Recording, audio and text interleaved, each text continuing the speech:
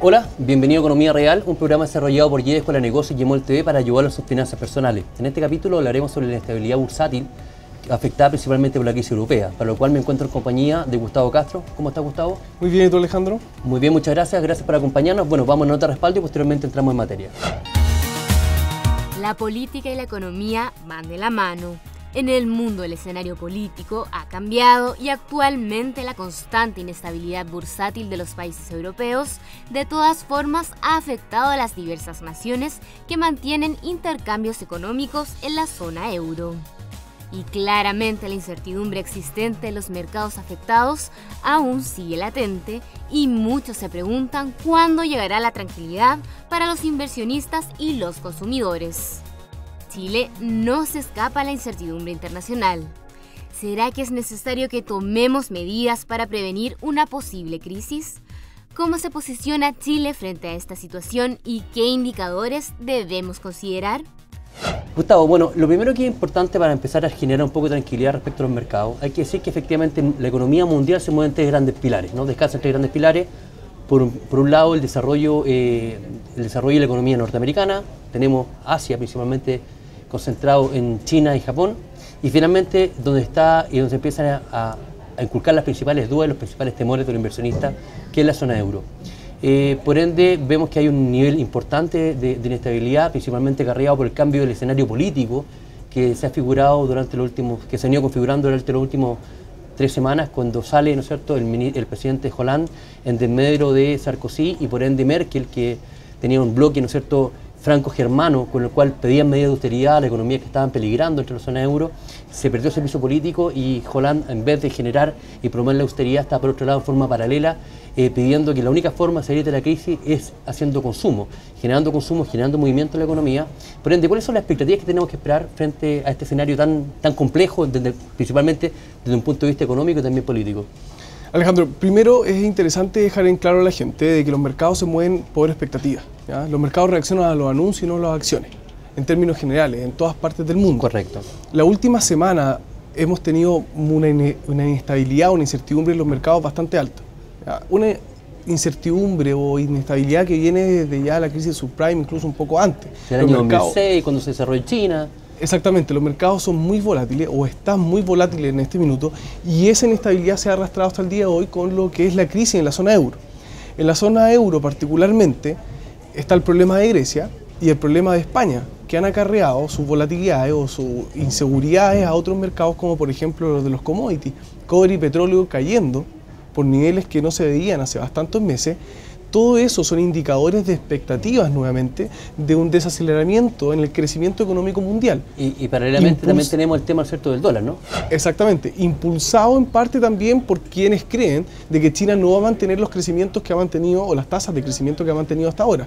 Entonces, por un lado están los temores de que China no siga creciendo y por otro lado están los temores de que la zona euro lleve a una contracción en la economía mundial y por lo tanto se genera mucha incertidumbre, fuga de capitales desde dentro de Europa hacia los países más seguros, diríamos Suiza, Alemania, y también fuera de Europa. La economía emergente. Exactamente, ¿no? Entonces, por lo tanto, bajo ese contexto de fuga de capitales también hay una presión inflacionaria, el dólar se ha fortalecido y el euro ha caído. Exacto, o sea, lo que hace la gente frente a este nivel de incertidumbre, lo que hace es buscar, ¿no es cierto?, medidas de resguardo. Por ende, hoy día se transforma en una muy buena herramienta de resguardo el dólar como moneda, ¿no es cierto? Y eso ha hecho que durante la última semana hemos tenido un fuerte incremento de la divisa también en términos nacionales, en donde llegó inclusive a cotizarse cerca de los 520 pesos y ya llevamos 2 o 3 jornadas que esto ha ido bajando. Cuando ha bajado inmediatamente cuando han salido, ¿no es cierto?, los primeros indicios que va a haber una política de recuperación o de salvataje a Europa y automáticamente estos mercados, estos montos empiezan a bajar. Eso viene a ser efectivamente este alto nivel de sensibilidad e incertidumbre que reina en los mercados, ¿no es cierto? Porque se reacciona ante las expectativas. Tomo el tema que pusiste hace un instante, el del nuevo mandatario francés. Exacto. Nuevamente genera mucha incertidumbre, los mercados reaccionan, caen, luego se levantan y así van sucesivamente. ¿Por qué? Como tú bien lo decías, Merkel iba muy fuerte con las medidas de austeridad. El nuevo mandatario francés dice... Hay que decir de todo esto, Merkel llevaba mucho tiempo, principalmente, ¿no es cierto?, con su partnerships ahí, que era Sarkozy, pero llevamos en realidad en Europa más de 2 años de medidas de austeridad y la verdad que la austeridad está quedando en evidencia que si no se le generamos consumo en forma paralela, no sirve al crecimiento económico. Podemos controlar un poco las crisis, pero la verdad que las sí, crisis, pero es que recuerda si incentivamos, se hace complejo. Alemania está creciendo. Exacto. Entonces, claro, si tú lo ves como una medida macro, que es la gran deficiencia de la Unión Europea, es que no tienen una política monetaria y fiscal independiente. Entonces, o sea, general más que independiente. Es independiente por países. Exacto. Independiente por países. Entonces, claro, a Alemania le conviene un crecimiento estable, cuidar la inflación y mantener como está la situación hoy en día, ¿ya? Con medidas de austeridad. Exacto. Sin embargo, España no va a salir nunca con medidas de austeridad. Grecia tampoco. Con todos los problemas Grecia, que tiene la banca, por ejemplo, en España, que ahí entramos a nuestro nuevo tema, a la nueva preocupación en Europa.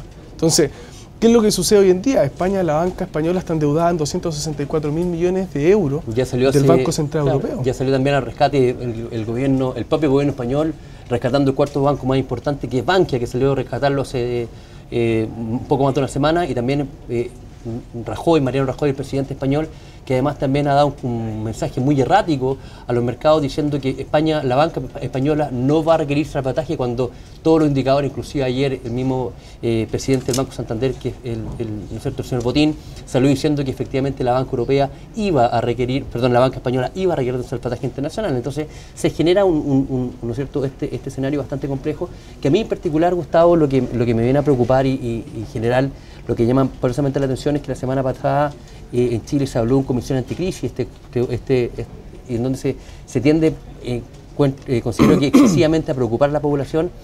Se junta un escenario anticrisis, una comisión anticrisis que concluyó que hoy día no era minuto de actuar, y posteriormente sale el ministro de Hacienda, el señor Larraín, hablando a un diario financiero el día lunes de esta semana, diciendo que estamos frente no a una crisis, sino que a una desaceleración mundial. Entonces es importante también ir poniendo en su justa medida esta verdadera intensidad, y es un poquitito lo que queremos aportar dentro de este capítulo, ¿no? Mira, yo creo que una crisis como para hacer un plan no lo veo propiamente tal. Primero hay que saber qué va a pasar con Grecia, y para saber qué va a pasar con Grecia debemos esperar hasta el 17 de junio próximo. En donde vamos a tener el primer indicio, y es recién la elección, ¿no? En donde son recién las elecciones. Después se tienen que constituir. De hecho, el Comité Europeo se junta el 28 de junio, por lo tanto, entre el 17 y el 28 tenemos un lapsus de 11 días en donde Europa no va a tomar ninguna decisión. O puede caer en histeria también, como ha venido cayendo el último tiempo. Los mercados van a reaccionar, pero Europa no va a decidir hasta que se junte el Comité Europeo. Por lo tanto, queda bastante tiempo, hay que esperar las elecciones. Sin duda los mercados van a reaccionar antes, como lo estamos diciendo. Exacto. Los mercados van a reaccionar en cuanto a las expectativas. Sin embargo, hay que hacer una diferencia. Hay que recordar la crisis subprime, por ejemplo, ¿ya? La crisis subprime fue muy grande, cayó un banco con muchas interrelaciones, muy interconectado con la economía mundial, y nosotros lo sobrellevamos bien, ¿ya? Pero los golpes no llegan en forma inmediata a nuestra economía. De hecho, se habla, según estudios de Moody's y otros Standard & Poor's, de que los países latinoamericanos estarían muy fortalecidos para sobrellevar este desaceleramiento económico. Bueno, de hecho, una sola cifra. Esta semana acaba de ser publicado el Lima Sex del mes pasado y bordeó el 4,8%. Había estimaciones que iba a ser sobre el 4,4%, pero obviamente ya hay un primer síntoma de un 5.01 que fue el mes de abril a un 4.8 que fue ¿no es cierto?, el mes de mayo, que hay el primer indicio de una desaceleración de un 0,3%, claro. pero esto ha sido más bien paulatino. Lo importante, Gustavo, es que le digamos a la gente, bueno, ¿qué pasa con este escenario? ¿Qué hacer efectivamente con nuestra situación aquí en Chile? Yo creo que, a mi modo de ver, en una opinión muy personal, creo que se ha generado más temor y había una sobrereacción exagerada tanto de las autoridades como de los mercados frente al comportamiento bursátil, cuando todavía faltan aún muchas decisiones que tomarse, principalmente en Europa. Por eso te digo, mira, hay que hacer dos diferencias. Primero, yo creo que hay 3 puntos que mejorar en Europa, y después hablemos de lo que tenemos que preocuparnos en Chile. Primero, en Europa hay que recuperar la confianza en la clase política. Es algo que nosotros lo hablamos hace un par de meses y dijimos, esto es una crisis política, no una crisis económica, y se ha arrastrado hasta el día de hoy. Segundo, es fortalecer la banca a través de sus provisiones y sus recapitalizaciones. Bueno, tanto hecho, la española como la de otros países. De hecho, España hoy día estaba planteando una posibilidad de que habían algunos paraísos fiscales donde tenían muchas empresas españolas dinero invertido y están generando un modelo de incentivo en donde pueden regresar esos capitales de la nación, haciendo una baja muy considerable también del tramo impositivo que tenían que pagar. Claro. Por ejemplo, una medida, ¿no? El tercer punto es lo mismo que decías tú. No más medidas de austeridad, sino que medidas que fortalezcan el crecimiento y la estabilidad económica. Algo que partió en su base, en su génesis en la Unión Europea, a través de un pacto que firmaron todos los países, que hoy en día ya no se respeta.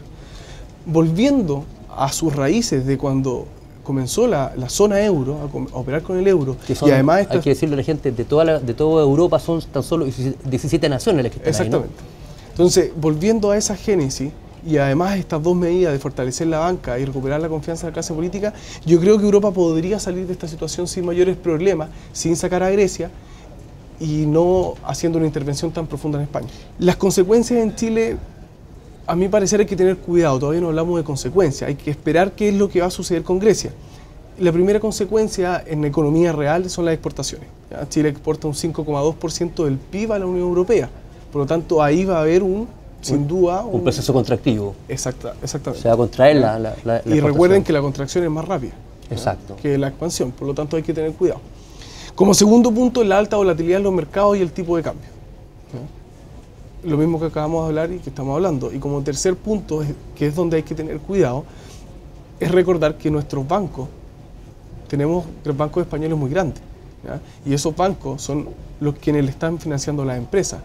Por lo tanto, insisto, hay que esperar la respuesta de Grecia, pero igual podría ser que tuviésemos un encarecimiento del financiamiento y un desaceleramiento en la entrega de créditos que podrían afectar nuestra inversión. Yo creo también que estás dejando algo fuera que es bastante importante. Dentro de todo, nosotros somos una economía que hoy día, principalmente lo que es la divisa americana, el dólar fuertemente está respaldado por el comportamiento de los commodities, principalmente el tema del cobre.